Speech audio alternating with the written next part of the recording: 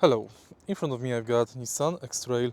In this video I'll show you how to check Windows manufacture date.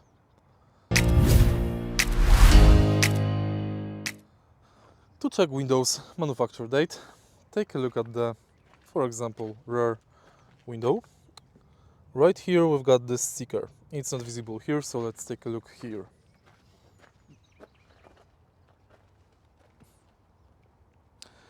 There is this stamped sticker. On the sticker we can always find number and dots.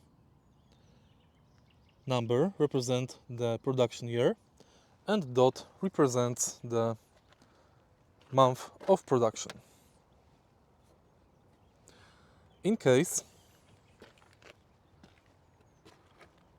the window production year is younger than car,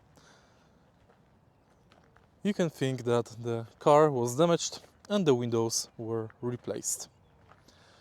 If you find this video helpful, please leave like, comment and subscribe.